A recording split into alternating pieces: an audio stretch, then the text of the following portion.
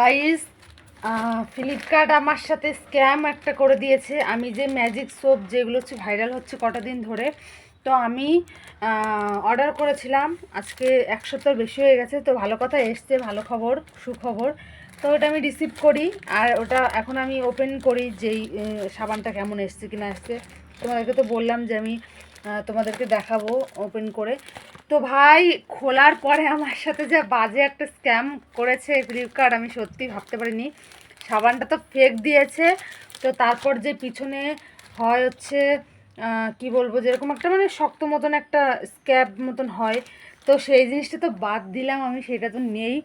একদম দুপাশে সমান, আর পিছনে একদম মানে টানলে পরে মনে হচ্ছে সাবানটা খুলে যাবে, এরকম একটা পরিমাণের সাবান।